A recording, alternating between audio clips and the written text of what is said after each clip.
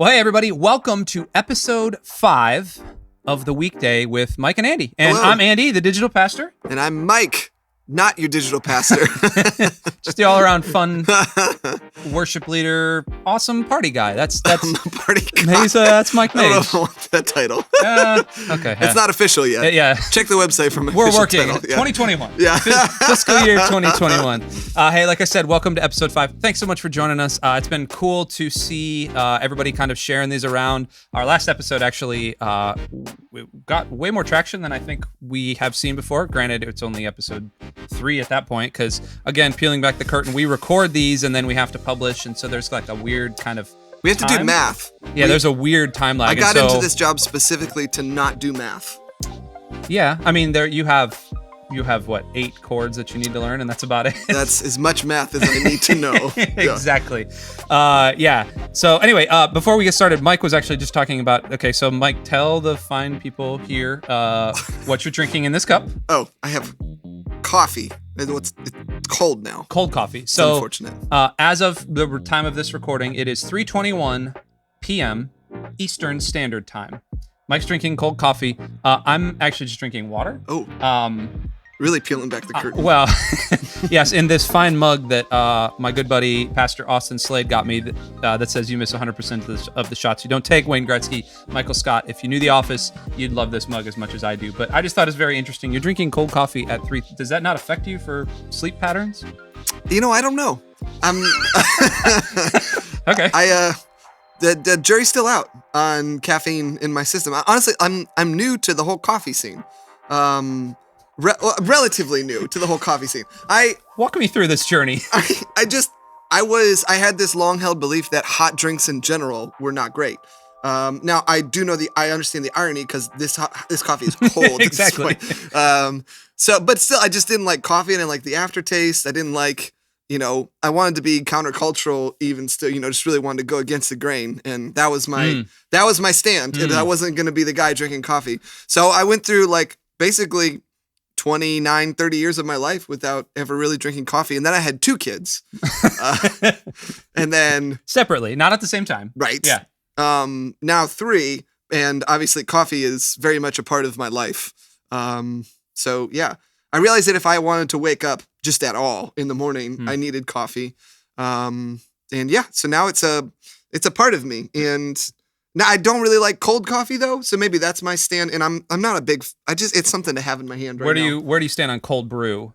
Yeah, I don't like it because I haven't really had it. So because again, maybe you need to work up to this. Now I'm totally against cold drinks. I was against hot drinks, and now just any cold drink, I'm against it. And we live in Florida, and so when you go for a run and it's like 95 degrees out, and you get back, what's better than a hot cup of chai latte? Yeah.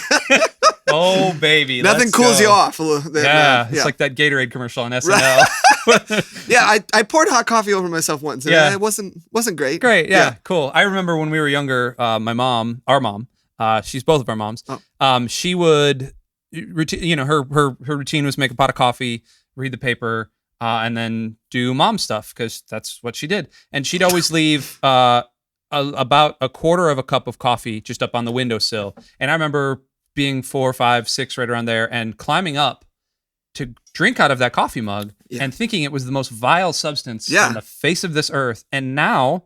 And when I got to college, even really high school, like my senior year of high school, I started drinking coffee like mom, straight black, never put anything in it. And that's to this day, straight black coffee. Well, and that's maybe a good question to ask everybody too is how do you like your coffee? Because there's really, I started out with coffee. It's like, I'll put a little bit of milk in it and a little bit of sugar. Oh, really? Well, but then it's like, what's the point? Yeah. I can't even taste the difference. So if it's going to be coffee, it's going to be coffee. Yeah, absolutely. And I know that's probably, I don't know. It would be wonderful to hear from people what. Funnily enough, so if you've been following along with our Sunday services here at Bay Hope, we've been doing this thing called watch parties, and we're really encouraging people to, we can't really gather on campus in large groups, but we've been encouraging families and friends and things to really gather in homes to engage with our services, which has been awesome. We've seen some really cool things from it, and we've heard some really cool stories. But I get the chance to kind of write some engagement questions, and engagement's kind of the hot button word that goes around in all the social media platforms. And so I'd usually put 3 or 4 questions up front of the service, just so you can kind of ask them around, and I can sit in the chat room, and we can just kind of talk with people. Right. One of the questions that I asked a couple weeks ago was coffee or tea, and that was it. Coffee or tea, and that got more responses than any other question that we have asked up to this point. So let us know, coffee or tea, and then what do you put in your coffee? Or are you just drinking it like God intended, straight black? Right. Because if God wanted it to be drank with coffee and cream and French, sugar, or all those things, French vanilla coffee. He would have made it that way. Yeah. Because we are believers, and that's what we believe. Well, it's funny. My wife, so she has her drink at Starbucks, which is a venti iced white mocha. Let me write this down. Yeah, sure. Venti iced white mocha, no whip. And she pounds those things. And I just want a day kind of thing, but I don't know how she drinks it. I don't get it. So the number one, it's cold coffee. And then it's got all this other stuff in it. And I just, it's like a milkshake at that point. Yeah. She loves it. That's her thing. I was like, you could just drink a cup of coffee and it would be way cheaper. And Absolutely. Speaking of coffee, this is called a segue in the business. I can't wait to hear where this goes. We here at Bay Hope are going to be rolling out something. Actually, by the time that you're going to be able to hear this is already going to have been rolled out. You see what I'm doing here? I guess so. And I do think that's how we should do all segues. Well, speaking of whatever we're talking about, I'm going to talk about the next thing. Then take the left turn. Cool. So again, podcasting lessons 101 right here. No, we here, Mike and myself and a lot of the creative team and tech team and all that have been involved in a project called Common Ground. You see ground coffee? Okay. Come on. Roll with it. No, that's fine. Cool. But let's get serious. Common Ground. And what Common Ground is, it was kind of thought up by our videographer, this guy, Andre Aquino, who's a brilliant guy, if kind of crazy at points. But he had really been feeling a lot of the racial tension that had been boiling over in the midst of George Floyd, Breonna Taylor, and even back before that. And so he had been kind of really wrestling with that and wrestling with our response as a church. And so he kind of spearheaded a lot of the planning and all of the creativity. And the basic premise of all of this was that he wanted to ask some questions to some local worship leaders of all races, or as many, black, white, Asian, whatever he could bring in, and really ask them a set of questions that were really getting down to the root of what was actually going on and how people were feeling, not for anything else other than for education and for prayer, and really for how we as a church, not just Bay Hope, but capital C church, can help. And so Mike kind of moderated it, and Mike led the whole thing. Mike really was integral in the entire process of all of this with a bunch of worship leaders. And so, Mike, I just kind of wanted to throw it to you. As everyone is going to be listening to this and watching this, they're going to be able to watch episode 1 of 5. And we are going to have a lot of follow-up with this. This thing has lots of legs. We have actually a podcast coming with our sister, Melissa, who's going to be kind of doing some really interesting follow-up with it. But episode 1 is going to be rolling out, and it's with this awesome guy, Jay King, from the chapel, local to here. So, Mike, how... the kind of from the inception to where we are now, how has Common Ground been living with you? The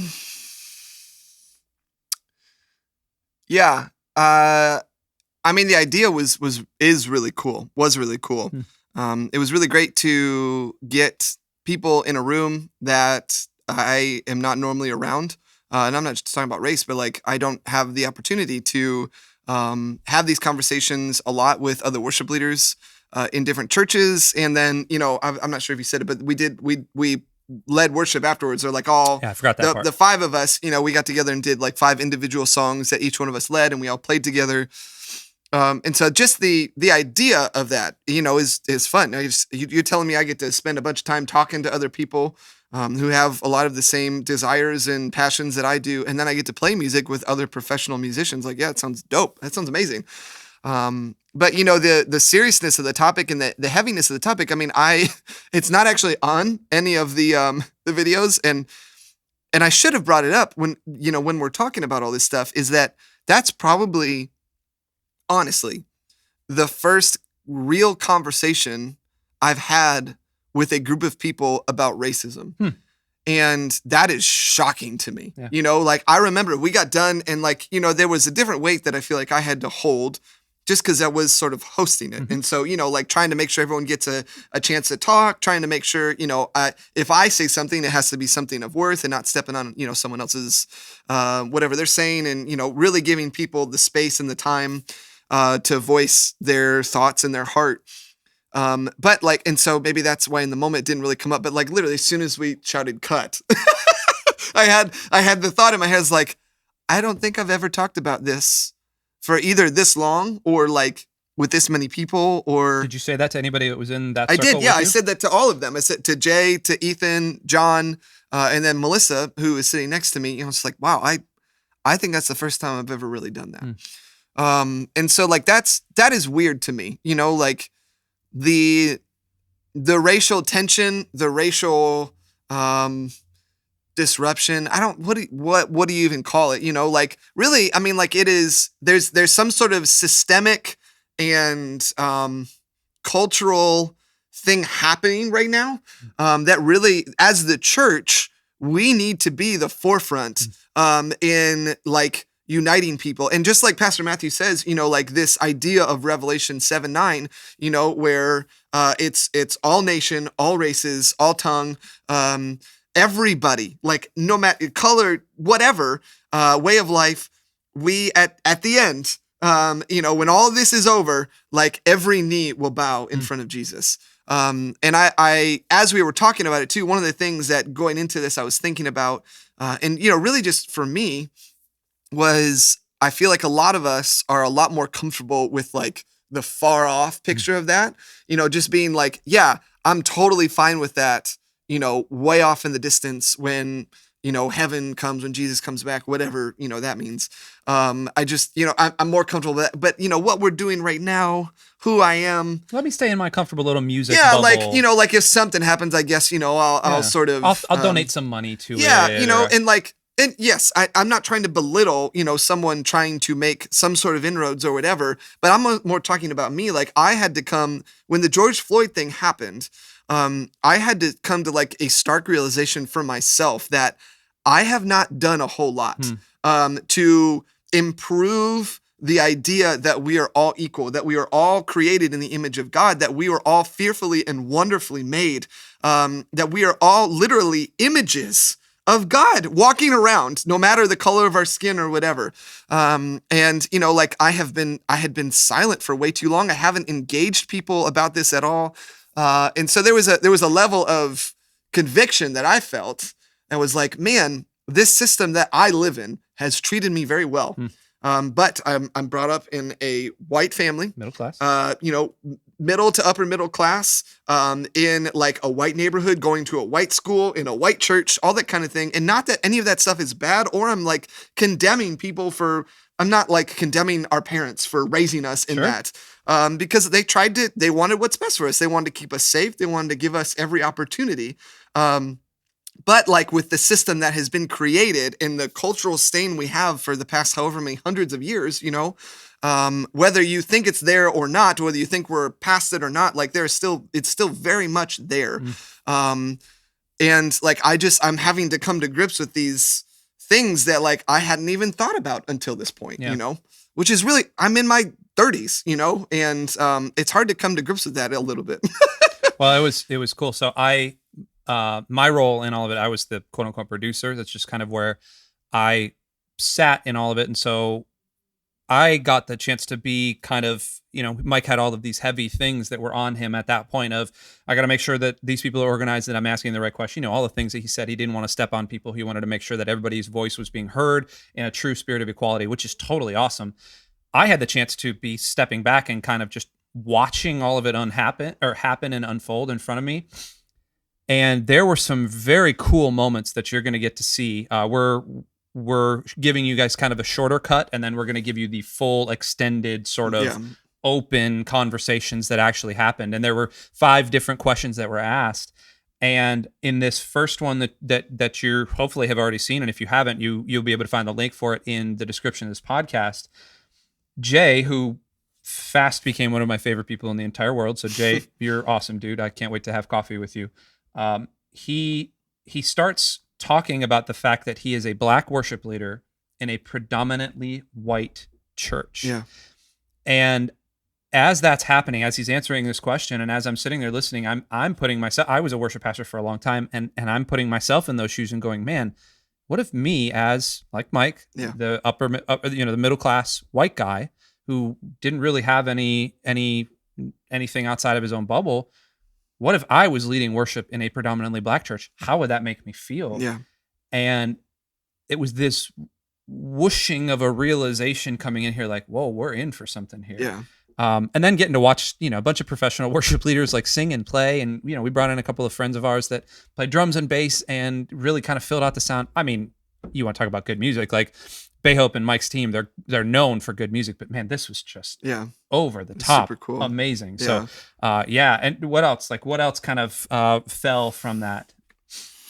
It was just the type of people that we had involved with it ended up being a really, really cool thing. And, I think that Andre obviously knows a guy named John Wilds, who is a black worship leader at Calvary Church, and I think Daytona. Yeah. But really, John is kind of like this. He's not a celebrity, but like he's a guy. Well known. Well, yeah, he's super well known, especially across the state. I mean, like he travels all over the place leading worship at different events and different churches. And so a ton of people know who he is. And I mean, he's such a sweet guy, like just really soft-spoken, very reflective. And so it was cool to hear his perspective as a black man, sort of trying to deal with this stuff in a church context.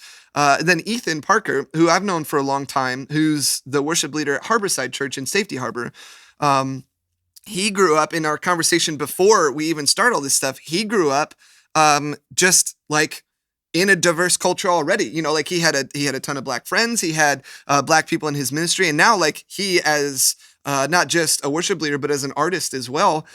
His band is very diverse and, like he's got, and so like when all this racial stuff came up, it was almost like the reverse white person problem where he's just like, wait, what's happening? Yeah. Like, why in the world do you feel that way? Doesn't everyone experience like sort of the diversity that I'm experiencing? Like, oh, you don't? Yeah.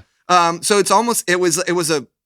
so now, like, it was really cool to have him there to be able to, like, really communicate that, from a very different perspective as a white person. Yeah. And then, you're talking about Jay, who's a black worship leader at a predominantly white church, right around the corner from here. So really, and then Melissa, to have a female's perspective from this as well. Just very, four very different views about this topic.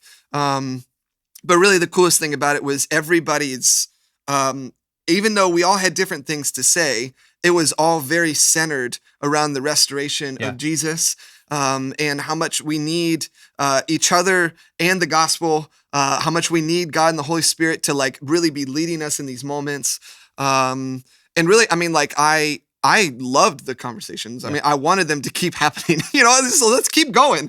They're tough to get into, and not because you're trying to say the right thing, but again, like it's not something like, and this is something I said too, is like, I have been apathetic for too long. And, maybe I've tried to mask my apathy in certain ways. It'd be like, oh, like I need to be restrained or, I need to not say anything. I don't want to offend anybody. But like at the end of the day, like I think I'm just kind of being apathetic. And that's a gift that is not given to especially people of color. Like they don't have the ability to be apathetic. And so like really, it's breaking myself out of that mold of just being apathetic. Like I don't want to be apathetic anymore. Yeah. And so it was great. And we're gonna wrap up here very shortly, but on that kind of apathy note, I think it kind of, now that you said that, and now that you said the first thing that you said where you've never really had a conversation about race, I don't know that anybody in that room really had an open conversation about it in a diverse setting like that. Yeah. And the reason I say that is because there was an initial period right when we first started, and everybody's friendly, everybody loves Jesus, everybody's kind of on the, we're like, hey, we know why we're here.